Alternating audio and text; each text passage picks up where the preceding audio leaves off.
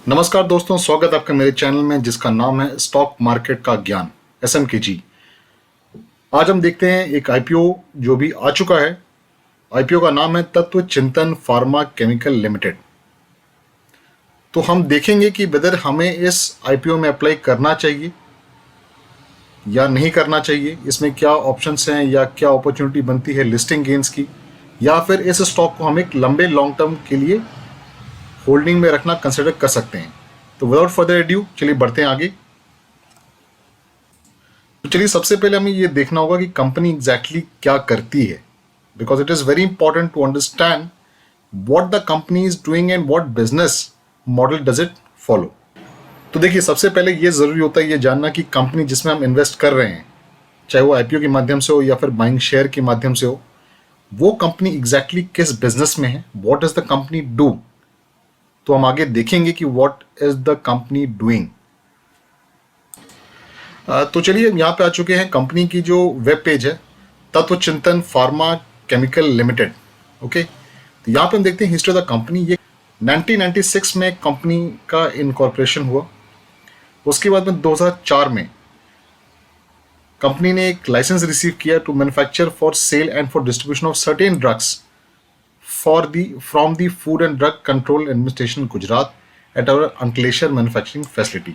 Okay, उसके बाद company ने 3 साल के बाद में अंकलेश्वर जो उनकी पहली फैसिलिटी थी वहां पे उन्होंने एक्सपेंशन किया। उसके बाद में 2011 वहां से 4 साल के बाद में इन्होंने SDA स्पेशलाइज्ड केमिकल्स का इन्होंने एक कॉमर्शियल मैन्युफैक्चरिंग स्टार्ट किया। उसके 2 साल के बाद में कंपनी ने एक 500 मिलियन रुपीस का एक टर्नओवर अचीव किया। 2 सालों में कंपनी ने अपना जो उनका टर्नओवर था उसको डबल कर लिया, यानी 500 से 1000 मिलियन। उसके बाद में 2015 में ही कंपनी ने तत्व चिंतन USA, एक Holi own subsidiary of the company. अब आप जानना चाहेंगे what is the meaning of, इसका मतलब क्या होता है सब्सिडियरी।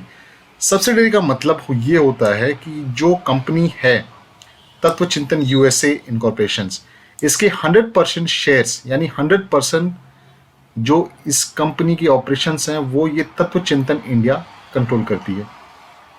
उसके बाद में 2015 में कंपनी ने एक नीदरलैंड्स में वेयरहाउस फैसिलिटी खोली। 2 साल के बाद में दहेज मैन्युफैक्चरिंग फैसिलिटी, दहेज एक जगह है गुजरात में जहां पे इन्होंने अपनी मैन्युफैक्चरिंग फैसिलिटी, जो मैन्युफैक्चरिंग फैसिलिटी की दूसरी फैसिलिटी थी। यानी देख सकते हैं यहाँ पे कि 1997 जब कंपनी इनकॉर्पोरेट हुई उसके बाद में इन्होंने अंकलेश्वर में अपना प्लांट फैसिलिटी शुरू की थी। 10 साल के बाद में इन्होंने फैसिलिटी को फिर से एक्सपैंड किया। अब तक इनके पास में सिर्फ एक ही फैसिलिटी हुआ करती थी। 2017 आते आते इन्होंने अपनी दूसरी फैसिलिटी स्टार्ट कर दी दहेज। उसके बाद में इन्होंने तीसरा एक सेटअप किया जो उनकी R&D फैसिलिटी थी वडोदरा में। 2019 में इन्होंने तत्व चिंतन यूरोप, पहले था USA, तत्व चिंतन USA। उसके बाद में इन्होंने दूसरी कंपनी एक्वायर की और उसको होल सब्सिडियरी बनाया जिसका नाम था तत्व चिंतन यूरोप। उसके बाद में इनका जो रेवेन्यू था 2020 में ये फिर से डबल हो गया। यानी हम सिर्फ रेवेन्यू की ही बात करें तो आप देखेंगे कि 2013 जहां पे 500 मिलियन, 2020 में यानी कितना हुआ 7 ईयर्स, 7 साल में इस कंपनी ने जो अपना टोटल रेवेन्यू है ये 4 गुना कर लिया, which is a very very very good thing. उसके बाद में 2020 में मैन्युफैक्चरिंग फैसिलिटी दहेज मैन्युफैक्चरिंग प्लांट वहां पे एक बढ़ाई गई, जिनकी वजह से कंपनी का जो मैन्युफैक्चरिंग कैपेसिटी थी वो 160 kilo litre and 10 assembly lines से बढ़कर 280 kilo litres and 13 assembly lines हो गई। तो ये था कंपनी का अब तक का ग्रोथ। उसके बाद में कमिंग टू कि ये कंपनी करती क्या है, स्पेशलाइज्ड केमिकल मैन्युफैक्चरिंग कंपनी है जैसा कि हम देख सकते हैं। उसके बाद में diverse portfolio of structure directing agents, जिसको हमने SDA कहा था, specialised chemical, phase transfer catalyst, और ये बेसिकली क्या करती है कि स्पेशलाइज्ड केमिकल्स बनाने की एक कंपनी है। अब इस कंपनी के जो कस्टमर्स है वो क्या क्या हैं देखिए। Apart from our customers in India, we also export our products to over 25 countries, including USA, China, Germany, Japan. तो हम जितनी भी बड़ी और दिग्गज कंट्रीज हैं वो इनके कस्टमर्स हम बोल सकते हैं। उसके बाद में हम मैन्युफैक्चरिंग फैसिलिटी हमने बात की थी। अब इनकी मैन्युफैक्चरिंग फैसिलिटीज सबसे पहली जो थी 1996 में वो बनी थी अंकलेश्वर में। उसके बाद में दहेज दूसरी फैसिलिटी, और तीसरी जो उनकी R&D फैसिलिटी है वो है वडोदरा में। हजारी पोर्ट गुजरात में इनका जो प्लांट है वो हजारी पोर्ट के एकदम साइड में है, बगल में है, ताकि वहां से बाकी कंट्रीज को जब एक्सपोर्ट होता है तो एक्सपोर्ट का जो कॉस्टिंग है वो कम किया जा सकता है। ठीक है। उसके बाद हम देख सकते हैं कि जो मैन्युफैक्चरिंग फैसिलिटी है वो दिसंबर 2020 में बढ़ाई गई है, जैसा कि हम प्रीवियस देख चुके हैं। तो कुल मिला के साल 18 से लेकर साल 20 जो इनकी कैपेसिटी है वो 130 से 280 यानी डबल से भी ज़्यादा।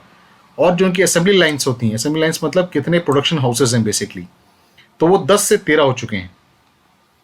तो कंपनी ने सिग्निफिकेंट एक ग्रोथ 2018 से 20 के बीच में डेफिनेटली किया है। उसके बाद में हम देख सकते हैं कि leading manufacturer of structure directing agents and phase transfer catalyst with consistent quality. So इनका एक क्वालिटी भी इनकी काफ़ी अच्छी है। That's why they are able to maintain the exports to these foreign countries. Because आप शायद आपको ना मालूम हो कि जब भी कोई चीज़ एक्सपोर्ट होकर किसी बड़े कंट्री में, जर्मनी, यूएसए में जाती है, तो वहाँ पे quality controls are very very strict. तो अगर आपका प्रोडक्ट उस क्वालिटी कंट्रोल को मैच नहीं करता है तो it is send back to the country, और ये कंपनी के लिए काफ़ी बड़ा लॉस हो जाता है। So this company is also going way head in identifying. उसके बाद में हम यहाँ पे देख सकते हैं कि एक बार हम ब्रीफ देखते हैं कि व्हाट आर दी प्रोडक्ट्स। तो structure directing agents, face catalyst, face transfer catalyst. उसके बाद में सुपर कैपेसिटर बैटरीज के लिए लोग इलेक्ट्रोलाइट सॉल्ट्स बनाते हैं। देन फार्मास्यूटिकल एंड एग्रोकेमिकल के लिए भी ये एक प्रोडक्ट्स बनाते हैं। उसके बाद में जो उनकी R&D कैपेसिटी है वो देखिए क्या है। This company, our company has over the years made regular investments in R&D to expand the product offering and to streamline our manufacturing process. बहुत अच्छी बात है ये कि कंपनी का अपना R&D फैसिलिटी भी खुद का है, यानी they are not dependent on somebody else. Our R&D facility is recognized by the Department of Scientific and Industrial Research, Government of India. We have also dedicated analytical development lab to support our R&D initiatives. यानी ये देखा जाए तो देखिए कुल मिला के ये जो कंपनी है, ये कंपनी एक सेल्फ सफिशिएंट कंपनी मुझे लगती है। अब हम आगे देखते हैं कि कंपनी में दम कितना है।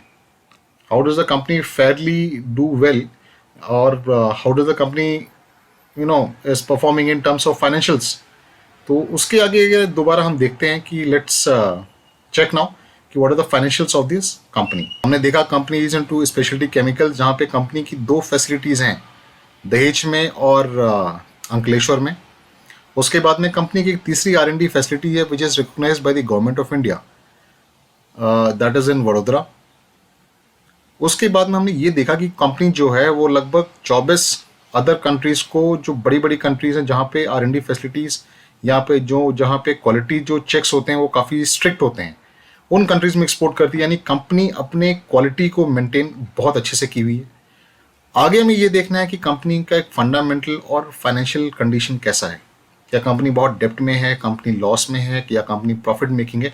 तो आइए हम देखते हैं कि fundamental and financial analysis of this company. हमारे पास जो चीज़ अवेलेबल है वो है इसके 2018, 19, 20, 21। सो हम ईयरली सेल्स की बात करेंगे। If you see the sales of the company, देखिए बहुत इंपॉर्टेंट चीज़ यहाँ पे देखने वाली बात ये है कि जो कंपनी की सेल्स हैं वो लगातार 4 सालों में बढ़ते आए हैं। यानी 136 से 206, 206 से 63, यानी ऑलमोस्ट 30% जंप। यहाँ से फिर से बिकॉज ऑफ हल्के से कोविड इफेक्ट की वजह से थोड़ा सा सेल्स यहाँ पे कम हुआ है, लेकिन एक्सपेंसेस भी उसी अनुसार में कम हुए हैं।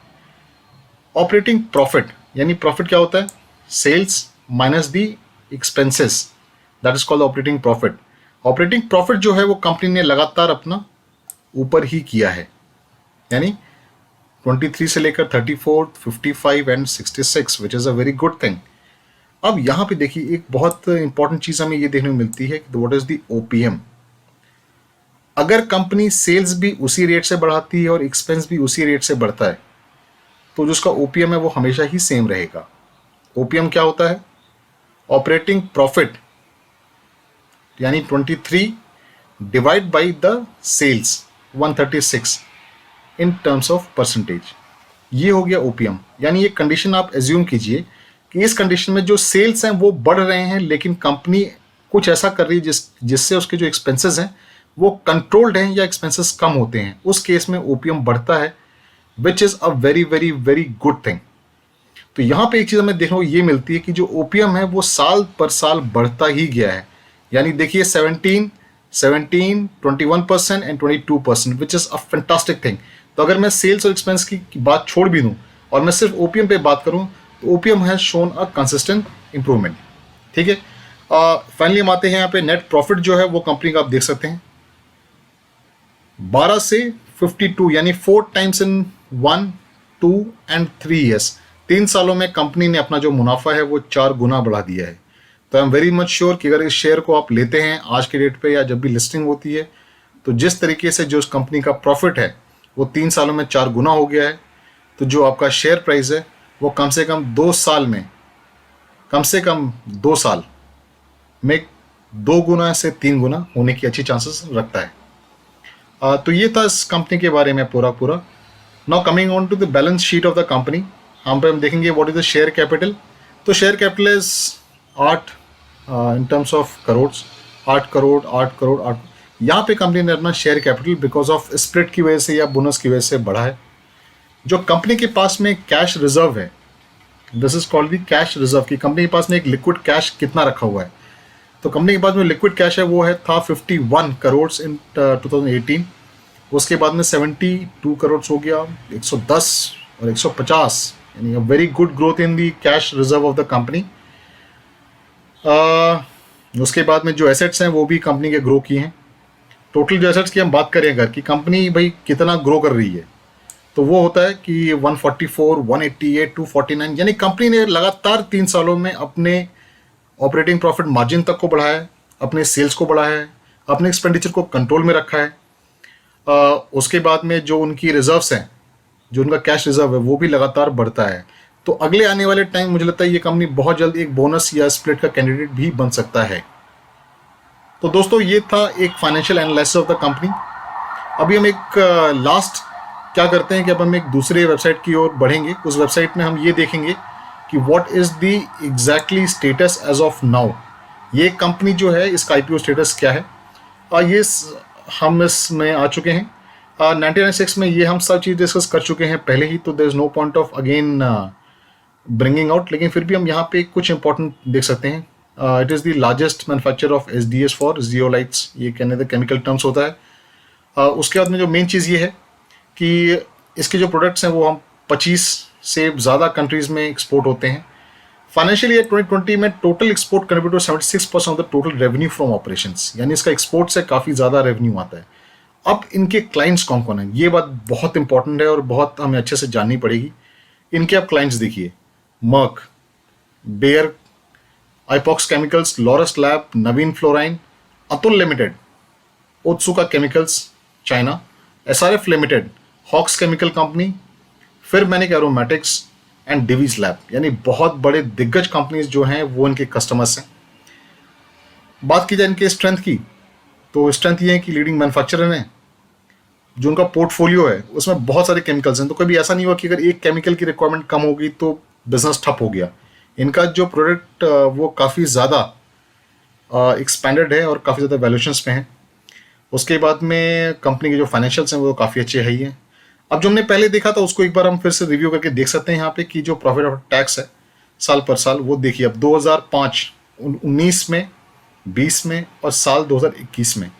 19 में था 205 करोड़, 205 करोड़ से ऑलमोस्ट 80% जंप हुआ है, और 21 में तो प्रॉफिट डबल से भी ज़्यादा हो गया, 2.5 टाइम्स। आईपीओ खुल चुका है आज, जब मैं वीडियो बना रहा हूँ तो आज का डेट है जुलाई 16। आईपीओ खुल चुका है। जो आईपीओ का मार्केट लॉट का साइज रहेगा एक लॉट का, वो रहेगा 13 शेयर्स का। प्राइस जो है वो 1073 से 1083, तो अगर आप आईपीओ में अप्लाई करने का सोच रहे हैं तो डेफिनेटली आप 1083 पे ही कीजिएगा, वरना आपको चांसेस नहीं है कि आपको मिलेंगे। उसके बाद में जो आईपीओ है आज खुला है। आईपीओ जुलाई 20 तारीख को बंद हो जाएगा। सेशन रहेगा कि 20 तारीख के ख़त्म होने का वेट ना करें, 19 तारीख को या फिर आप मंडे या सैटरडे को आप अप्लाई कर सकते हैं instead of waiting for the last day. उसके बाद में रिटेल जो इन्वेस्टर्स होते हैं, अब मेरे पास काफ़ी सवाल आते हैं कि what are NIA and what are RII. अगर आप इन्वेस्टमेंट करते हैं और आपकी जो इन्वेस्टमेंट वैल्यू है अगर वो 2 लाख से कम है तो you will be coming in the RII category, यानी रिटेल इंस्टीट्यूशनल इन्वेस्टर्स। अगर आपका जो इन्वेस्टमेंट अमाउंट है वो एनआईआई पे है तो you will be consider as non institutional investors. इसमें जो लिमिट होती है इन्वेस्टमेंट की वो होती है 2 लाख से लेकर 1 करोड़ तक। अब यहां पे हम देखते हैं कि आज के डेट पे जो आईपीओ सब्सक्रिप्शन का जो स्टेटस है वो क्या है। क्यूआईबी है वो है 0.5 टाइम्स अभी तक हुआ है, बिकॉज आज पहला दिन था। Last day I am very sure कि बहुत अच्छे से ये जंप करेगा। एनआईए और आरआईए अभी भी 8.24 टाइम्स, यानी ऑन एन एवरेज हर 8 या 9 आदमी में से किसी एक को आईपीओ मिलेगा। उसके बाद में एनआईए 1.14 टाइम्स, जो कि आज के डेट पे ऐसा है कि अगर किसी ने भी अप्लाई किया है in the category of more than 2 lakh से लेकर 1 करोड़ से कम, तो उसे चांसेस है कि उसे आईपीओ मिल जाएगा। वेल, तो दोस्तों ये था अभी तक का IPO review of Tatvachintan chemical and pharma. तो मेरे हिसाब से ये कंपनी एक अच्छा बेट हो सकता है अगर आप लिस्टिंग इनको सिर्फ देख रहे हैं। तो आज की डेट पे इसका जो ग्रे मार्केट प्राइस है दैट इज अराउंड 60%, यानी अगर आपको ये आईपीओ मिलता है at the higher price band of 1083, तो जिसका ओपनिंग रहेगा वो लगभग 1600 के आसपास हम एक्सपेक्ट कर सकते हैं, which will give you a good listing gain of 60%।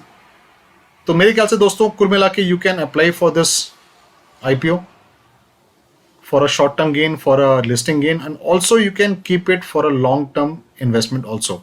बात की जाए पी की, तो इस कंपनी का जो पी है आज की डेट पे, यानी price by earning per share, that is just 42। वहीं पे इसके जो लिस्टेड पेयर्स हैं उनका पी इज अराउंड 75 to 80। तो यहाँ तक दोस्तों आई थिंक मैंने आपको एक काफ़ी अच्छा इंसाइट दे दिया है on this company, what the company do, इसके आईपीओ में क्या है, आईपीओ अप्लाई करना चाहिए या नहीं करना चाहिए, what are the chances of getting IPO. तो मेरे ख्याल से मैंने सब कुछ बता दिया है आपको। अगर फिर भी आपके मन में कोई भी सवाल हो तो प्लीज़ एक कमेंट पोस्ट कर दीजिएगा, तो I get back to you with a reply on this thing. तो दोस्तों यहाँ तक मैंने आपको सब कुछ बता दिया है आईपीओ के बारे में। आईपीओ का नाम है Tatvachintan pharma and chemical limited. IPO आज खुल चुका है। कंपनी का जो लास्ट डेट रहेगा वो रहेगा ट्यूसडे का। अगर आपको अप्लाई करना है तो आप सैटरडे एंड मंडे को अप्लाई कर सकते हैं। You can also apply on a Sunday, but the last date will be Tuesday, that is afternoon 4 बजे के पहले पहले। अगर आपको लगता है कि आईपीओ में अप्लाई करना चाहिए तो you can apply in this IPO for a listing gain and also for the long term holding. And अगर आपको वीडियो अच्छा लगा हो तो please do like and subscribe. आप जब भी लाइक करते हैं, सब्सक्राइब करते हैं या कोई कमेंट डालते हैं तो it gives me a lot of motivation to get to you with better videos, और अच्छे वीडियोस आपके पास में लाने के लिए, अपना कंटेंट इंप्रूव करने के लिए। तो आपको अच्छा लगा हो तो please do like and subscribe. Thank you, have a good day.